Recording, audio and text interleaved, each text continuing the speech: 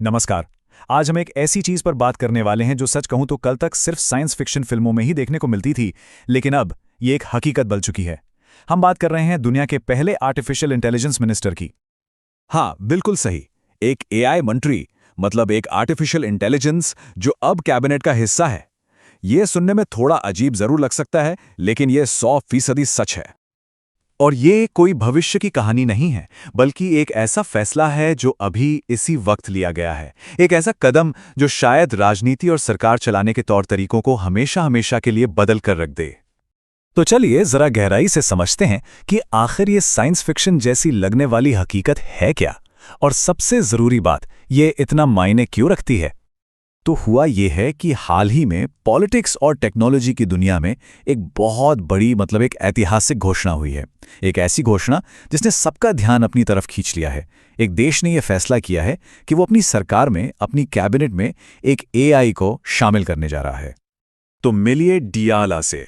अब ये सिर्फ एक नाम नहीं है, इसे भ्रष्टाचार के खिलाफ लिखा गया एक कोड समझ सकते हैं।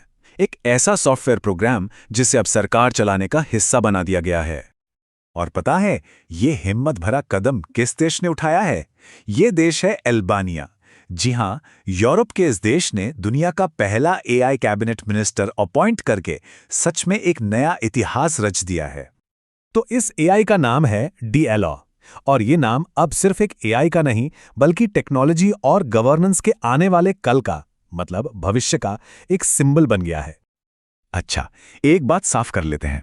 जब हम एआई मंत्री की बात कर रहे हैं तो इसका मतलब कोई फिल्मों जैसा चलता फिरता रोबोट नहीं है। नहीं, डियाला असल में एक बहुत ही एडवांस्ड सॉफ्टवेयर प्रोग्राम है। एक ऐसा प्रोग्राम जिसे बनाया ही इसलिए गया है ताकि वो एक मंत्री की तरह काम कर सके। और इसका मिशन क्या है, इसका मकसद? अल्बानिया की सरकार का कहना है कि डियाला का सिर्फ और सिर्फ एक ही मुख्य लक्ष्य है, और वो है सरकारी सिस्टम से भ्रष्टाचार को जड़ से उखाड़ फेंकना। वाकई ये एक बहुत बड़ा और कह सकते हैं बहुत ही महत्वाकांक्षी लक्ष्य है। लेकिन अब सवाल ये उठता है कि भाई आखिर एक एआई को मंत्री बनाने के पीछे की सोच क्या है? मतलब एक सॉफ्टवेयर ऐसा क्या कर लेगा जो आज तक इंसान नहीं कर पाए? देखिए, इसके पीछे का लॉजिक बड़ा सीधा सा है। सरकार का ये मानना है कि जहां तक इंसानों की बात है, उनमें लालच, पक्षपात या फिर रिश्वत जैसी कमजोरियां आ सकती हैं, है ना? लेकिन एक एआई इन सब से ऊपर है। डियाला पूरी तरह से सिर्फ और सिर्फ डेटा के आधार पर काम करेगा। वो इम्पार्शियल रहेगा और उसे कोई करप्ट भी नहीं कर सकता। तो सवाल है, डियाला असल में काम करेगा कैसे? इसका प्रोसेस 3 स्टेप्स में समझा जा सकता है। सबसे पहले वो सरकार के सारे कामकाज को एनालाइज करेगा। मान लीजिए वो ये देखेगा कि सरकारी ठेके कैसे दिए जा रहे हैं। फिर दूसरा स्टेप, वो सारे डेटा में खामियां और पैटर्न ढूंढेगा। हो सकता है उसे दिखे कि कोई एक ही कंपनी है जिससे बार बार ठेके मिल रहे हैं, या फिर पूरी प्रक्रिया में ही कोई गड़बड़ी है। और आखिर में वो सिस्टम को और ज्यादा ट्रांसपेरेंट यानी पारदर्शी बनाने के लिए सुझाव देगा, ताकि जो भी सरकारी सेवाएं हैं वो सब तक बिना किसी भेदभाव के पहुंचें। अब देखिए, डियाला का ये जो मामला है ये सिर्फ अल्बानिया तक ही सीमित नहीं है। ये हमें एक बहुत बड़े सवाल के सामने लाकर खड़ा कर देता है।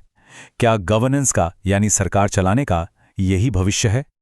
इसे सिर्फ एक मंत्री की नियुक्ति के तौर पर नहीं देखा जा रहा है, नहीं, बल्कि ये एक बहुत बड़ा, एक ऐतिहासिक एक्सपेरिमेंट है।